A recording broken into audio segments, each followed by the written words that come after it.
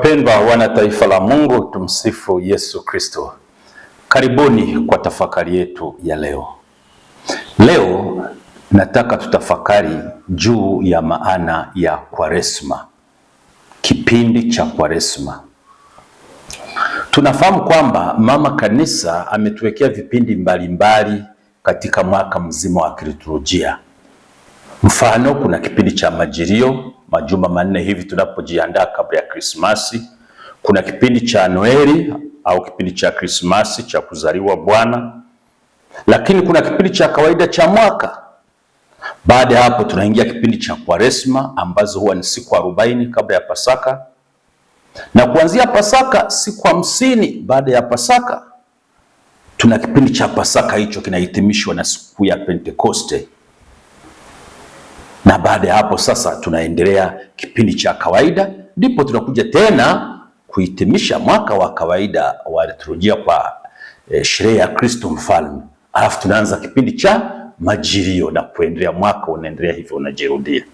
Sasa kwa vile tunakaribia sana kipindi cha Kwaresma, siku 1, 2, 3, au inawezekana naona tafakari hii tayari tumeshaanza kipindi cha Kwaresma, nimeona nikuletee kwa ufupi tafakari juu ya Kwaresma. Kwaresma ni nini? Huwa tunasikia Kwaresma, Kwaresma nini maana yake? Karibuni twende pamoja. Hapa nitaeleza maana ya Kwaresma, chanzo chake au asili yake ni nini, na kitu cha tatu tunachopaswa kufanya katika kipindi cha Kwaresma. Ndugu wapendwa katika Kristo, Mama Kanisa hutualika kila mwaka kuingia katika kipindi kitakatifu kinachoitwa Kwaresma. Hiki si kipindi cha huzuni tupu, hapana, bali ni wakati wa neema, safari ya kurudi kwa Mungu kwa moyo wa toba na moyo mpya.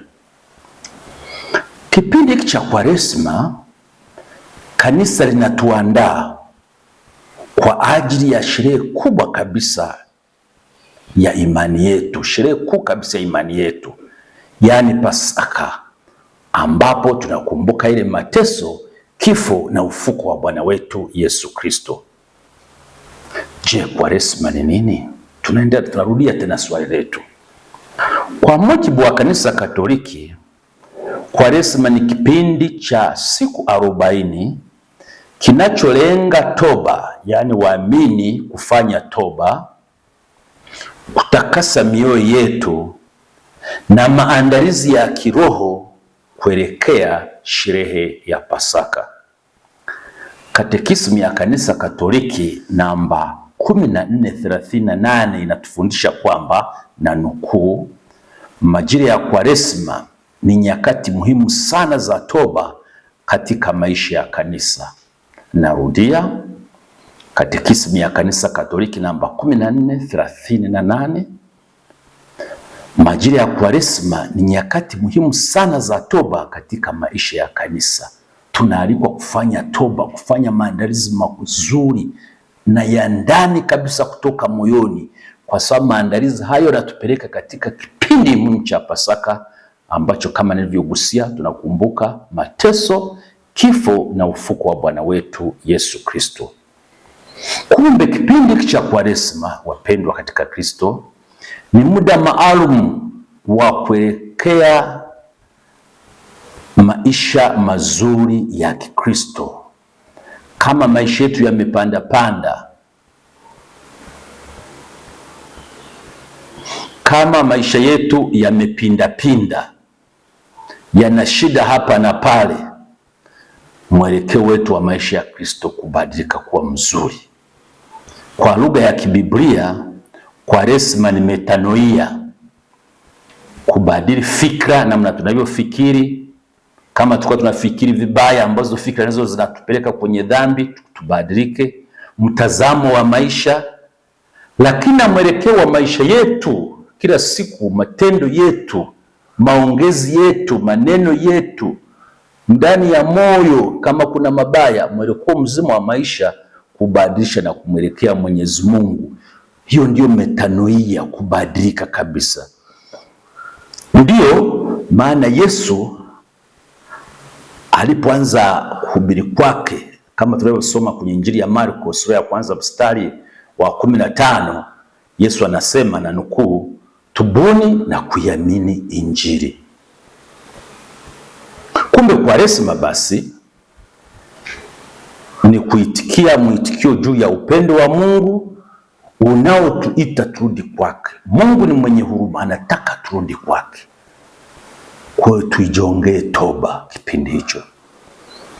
Sasa nimesema hapo juu kwamba, na mnafahamu kwamba Kwaresma huwa ni siku 40. Kwa nini siku 40? Kwa nini kanisa liweka siku 40? Katika Biblia ambao ndio chanzo kikubwa cha siku hizi 40, namba 40 ina maana kubwa. Maana yake ni ishara ya maandalizi, kujiandaa kwa kitu fulani. Tutaona mifano kadhaa. Kufanya utakaso, kujisafisha kiroho kabla ya mtu au kikundi cha watu kupata kazi mpya ya Mungu. Kumbe 40 ni maandalizi, kufanya toba, kufanya utakaso kabla ya kuanza kazi mpya ya Mungu. Na hapa tuone mifano kadhaa. Mfano wa kwanza, Waisraeli walitumia miaka 40 wakiwa jangwani kutoka utumwani Misri mpaka nchi ya ahadi. Walikaa hivyo miaka 40 ikiwa ni sehemu ya mpango wa Mungu kuwatakasa, kuwafundisha utii na kuwajenga kama taifa la Mungu. Kumbe jangwa lile ilikuwa ni shule ya imani, mahali ambapo walijifunza kumtegemea Mwenyezi Mungu kwa chakula, ile maana aliyowapa Mwenyezi Mungu kama chakula, maji, ulinzi walioupata kutoka kwa maadui wao, lakini hata afya na kadhalika, huku wakiachwa taratibu kutoka katika utumwa wa Misri, utumwa uliokuwa wa nje, na kuwapeleka kuachana na utumwa wa ndani, ambapo ni kukosa imani, kumwacha Mwenyezi Mungu, kutenda dhambi. Kwa unaona miaka hiyo 40 ilikuwa ni kipindi cha maandalizi. Kumbe kupitia majaribu, kunung'unika, kuadhibiwa na kusamehewa katika kipindi cha miaka 40 jangwani, Mungu aliwalea kama baba anavyomlea mwana wake. Kumbukumbu la Torati sura ya 8 aya ya 2 mpaka ya 5. Anawalea hivyo Mwenyezi Mungu ili hao Waisraeli waingie nchi ya ahadi, si tu kama watu waliokombolewa, bali kama watu waliobadilisha mioyo yao kumwelekea Mungu na kuwa karibu na Mwenyezi Mungu. Lakini mfano wa Musa wa pili, huo mfano wa pili, Musa alikaa siku 40 usiku na mchana pale mlimani Sinai bila kula wala kunywa, akiwa katika uwepo wa Mungu, kama tunavyosoma kitabu cha Kutoka sura ya 24 mstari wa 18 na sura ya 34 mstari wa 28. Huu ulikuwa muda wa kukutana na Mungu pale mlimani uso kwa uso na kupokea sheria. Kwa hiyo siku 40 za Musa zinatufundisha kwamba kujinyima, kufunga, hutufanya tufunguke kupokea mapenzi ya Mungu kwa uwazi zaidi. Na hivyo kwa misingi hiyo sasa, au kwa mantiki hiyo, Kwaresma ni mwaliko wa kupanda mlima wa kiroho. Musa alipanda mlima Sinai. Sisi sasa hivi si lazima tuende kupanda mlima fulani, hapana. Ni kupanda mlima wa kiroho ili mioyo yetu ipokee sheria ya Mungu kwa mara nyingine tena. Na kupokea sheria ya Mungu sio kama mzigo, bali kama njia nzuri na njia ya uzima. Lakini mfano wa tatu ni Elia, kuhusiana na hizo siku 40. Nabii Elia akiwa amechoka, ameogopa na kuvunjika moyo, nakumbuka alivyokuwa anatafutwa na mfalme ili amuue na mke wake Jezebeli. Huyu Elia alitembea siku 40 hadi mlima Horebo. Tunasoma kutoka katika kitabu cha kwanza cha Wafalme sura ya 19 mstari wa 8. Safari hii ilikuwa ya polepole na ya ndani, safari ya mtu aliyekuwa akirejeshwa tena na Mungu. Ndani ya siku hizo 40, Eliya alijifunza kwamba Mungu hayupo katika nguvu na makelele, bali katika sauti ndogo ya utulivu. Ukisoma andiko matakatifu hapo kipengele hicho kupatia, utaona kitabu cha kwanza cha Wafalme, utaona vizuri. Kumbe hapa Kwaresma hutufundisha kuwa ni kipindi cha kusikiliza kwa makini, hasa pale tunapokuwa tumechoka au kukata tamaa kiroho kama nabii Eliya, na sisi hayo yanatupata. Mfano mwingine ni mfano wa Nuhu. Katika simulizi la gharika, mvua ilinyesha siku 40 mchana na usiku. Mwanzo sura ya 7 aya ya 12. Siku hizi 40 zilikuwa ishara ya utakaso wa dunia, lakini pia mwanzo wa agano jipya. Mungu hakuharibu ili kuangamiza, bali alitakasa ili kuokoa. Mnakumbuka jinsi Nuhu alivyotengeneza safina, akaweka viumbe humo, alafu mvua ikanyesha na viumbe vingine vyote vikateketea. Lakini viumbe, ukisoma Mwanzo sura ya 7 na kuendelea, utaona Mungu alivyoanza na taifa jipya. Mvua zikanyesha kwa siku 40. Kumbe kwa mantikio na sisi pia Kwaresma inatukumbusha kuwa toba ya kweli huleta maisha mapya, kama maisha yaliyokuja baada ya mvua zile kunyesha na viumbe vingi vikaangamia, likaanza tena taifa jipya. Kumbe maisha haya mapya maana yake na sisi tunakuwa watu wapya baada ya Kwaresma. Kama tumefanya toba ya kweli, dhambi inabidi tuachane nayo, tuwe watu wapya. Lakini mfano wa Yesu Kristo mwenyewe kuhusiana na siku hizo 40. Yesu Kristo mwenyewe akiongozwa na Roho Mtakatifu alifunga siku 40 jangwani kabla ya kwanza utume wake, kama tulivyosoma Injili ya Mathayo sura ya 4 ya kwanza mpaka ya 11. Katika kipindi hiki Yesu alikabiliana na majaribu ya msingi ya maisha ya binadamu, akayashinda kwa nguvu ya neno la Mungu. Kwa kufanya hivyo, Yesu anatuonyesha kuwa ushindi dhidi ya dhambi hauji kwa nguvu zetu wenyewe, bali kwa kuwa watii kwa Mungu Baba. Hivyo Kwaresma tunaalikwa kuungana na Kristo jangwani ili tushinde pamoja naye na kuingia Pasaka tukiwa watu wapya. Twende sehemu ya pili, chanzo cha Kwaresma. Chanzo kimsingi kikuu cha Kwaresma ni Kristo mwenyewe, maisha yake, kufunga kwake na mwito wake wa kutaka tufanye toba, tubuni na kuiamini Injili. Mfano, vyote hivyo vinaunda msingi wa kipindi cha Kwaresma.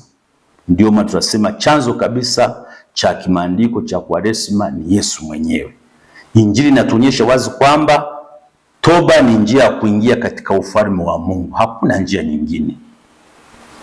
Lakini kuna chanzo cha kikanisa cha Kwaresma. Katika kanisa la mwanzo, wakatekumeni au wale watu wazima tuseme wanaojiandaa kubatizwa kabla ya Pasaka, hao ndio tunawaita wakatekumeni, wanaokuwa nafuata mafundisho ambao wanakuwa hawajabatizwa. Kumbe kwenye kanisa la mwanzo, ile karne ya kwanza ya pili, hapo huko nyuma, wakatekumeni hao wanafunzi waliokuwa wanajiandaa ili wabatizwe Pasaka, walijiandaa kwa kufunga, kwa sala na kupata mafundisho ya kuwaingiza katika Ukristo, ili wanapobatizwa wao wanamjua Kristo. Kumbe walikuwa na kipindi cha maandalizi. Kwa hiyo walifanya hayo maandalizi, si wao peke yao, lakini hata waamini wengine wana kanisa waliungana nao katika toba ya pamoja. Ndio maana kanisa hadi leo linaona kwamba Kwaresma ni kipindi cha kukumbuka hata sisi ubatizo wetu, kwenye tulipobatizwa tulivyofanya maandalizi, kufua ahadi zetu za ubatizo na kumkataa shetani, kukataa dhambi na mambo yake yote, na kurudi kwenye maisha ya neema. Sehemu ya tatu, je, tunapaswa kufanya nini katika kipindi cha Kwaresma? Cha kwanza, sala. Imarisha uhusiano wako na Mungu. Sala za binafsi, sala ndani ya familia zetu, katika jumuiya zetu. Pale tulipofanya uzembe katika kipindi cha Kwaresma, fufuka, anza maisha mapya. Watu ambao tulikuwa tusali na jumuiya zetu na familia zetu, anza kusali. Au uko peke yako ulishasahau mambo ya sala, ziwe za kawaida, ziwe kusali Jumapili ulishasahau, anza kusali, jipatanishe na Mwenyezi Mungu, rudi kwake. Kitu cha pili tunachopaswa kufanya baada ya sala ni kufunga na kujinyima, ili tuweze kudhibiti tamaa na kujenga nidhamu ya kiroho. Lakini namba 3 ni kufanya matendo ya huruma, kuonyesha upendo kwa jirani. Wapo wahitaji mbalimbali. Unafunga kwa mfano chakula, unafunga chakula. Hiyo pesa sio kwamba sasa usave budget. Hapana, hiyo chakula mpelekee mhitaji. Watu hospitalini wapo, tukawatembelee, ni matendo mema. Kutoa sadaka, wapelekee chochote. Wafungwa, maskini tunao wahitaji, na msaada unaweza kuwa vitu, hata wahali kumjulia mtu hata hali, sio kwamba tuwe na pesa ndio uende kutoa kitu. Hata kumsalimia mgonjwa kama vilivyosema ni sadaka ya aina yake, umetoa muda wako. Na kuwaombea pia na yenyewe ni sadaka ya aina yake nyingine. Hayo ni matendo ya huruma. Kwa mambo 3: sala, kufunga na kujinyima, namba 2, na namba 3 matendo ya huruma. Hizi ndizo njia za kweli za kuishi Kwaresma yenye kuleta matunda. Na Kwaresma inaanza wakati gani na kuisha lini? Ndugu wapendwa katika Kristo, Mama Kanisa hutualika kila mwaka kuingia katika kipindi cha Kwaresma, na kipindi hicho kinaanza Jumatano ya Majivu, tunapopakwa majivu. Na kwa mwaka huu Jumatano ya Majivu itakuwa tarehe 18 mwezi wa pili 2026. Siku hii waamini upakwa majivu kama ishara ya toba na unyenyekevu, tukikumbushwa maneno ya Yesu mwenyewe, tubuni mkaiamini Injili, au kumbuka mwanadamu kwamba wewe ni vumbi na uvumbini utarudi. Hiyo Jumatano ya Majivu ndio siku ambayo kanisa hufungua rasmi safari ya Kwaresma. Na Kwaresma huisha lini? Huisha kabla ya misa ya Alhamisi Kuu jioni. Kuanzia Alhamisi Kuu jioni, kanisa linaacha Kwaresma na kuingia katika siku 3 muhimu, au kwa Kiingereza zinaitwa au Kilatini basi Easter Triduum. Triduum maana yake ni 3. Easter, Pasaka, Easter Triduum, siku 3 kuu muhimu: Alhamisi Kuu, Ijumaa Kuu na Jumamosi Kuu. Hivyo Pasaka si sehemu ya Kwaresma, bali ni kilele cha safari ya Kwaresma. Wapendwa katika Kristo, kanisa alitupi Kwaresma ili kuhesabu siku ya kwanza, ya pili mpaka 40, bali natutaka tubadilishe mioyo yetu, tuingie Kwaresma kwa toba ya kweli, ili tuifikie Pasaka kwa watu wapya ndani ya Kristo. Wapendwa katika Kristo, Kwaresma ni safari ya neema, si adhabu. Ni mwito wa kufa kwa dhambi, kuishi kwa Kristo na kujiandaa kwa Pasaka ya kweli. Barua ya Mtume Paulo ya pili kwa Wakorinto sura ya 6 mstari wa 2 unasema hivi, na inahitimisha tafakari yangu na nukuu: tazama, sasa ndio wakati wa neema, sasa ndio siku ya wokovu. Tumrudie Mungu. Nikutakie Kwaresma njema, tuombeane. Tumsifu Yesu Kristo. Kwa mahitaji ya vifaa mbalimbali vya shule ya msingi na sekondari kama vile kalamu, daftari, vitabu vya mitaala mipya ya sayansi, biashara na sanaa, kamusi za Kiswahili na Kiingereza, vitabu vya riwaya, fasihi na tamthilia, bila kusahau vitabu maalum kwa ajili ya watoto wadogo kujifunzia. Usihangaike kwenda sehemu nyingine tofauti na TMP Bookshop. Hawa ni wauzaji wakongwe wa vitabu hapa manispaa ya Tabora. Aidha, ukifika TMP Bookshop utapata machapisho na vitabu kede wa kede vya dini ikiwemo Biblia, misale, rejista za kipaimara, komunio, mazishi, ndoa, ubatizo na vingine vingi kulingana na mahitaji yako. Duka la TMP Bookshop linafunguliwa kila Jumatatu hadi Ijumaa kuanzia saa 2:30 hadi saa 11 jioni, na Jumamosi ni kuanzia saa 3 kamili asubuhi hadi saa 11 jioni. TMP Bookshop tunapatikana karibu na kiwanja cha Chipukizi mkabala na Mea Hotel. Usiwaze wala kuumiza kichwa. TMP Bookshop sisi ni wakongwe katika uuzaji wa vifaa vya mashuleni kwa bei nafuu kabisa kuliko wote mkoani Tabora. Kwa taarifa zaidi wasiliana na Sister Zawadi kwa simu nambari 0754039465. Karibu TMP Bookshop.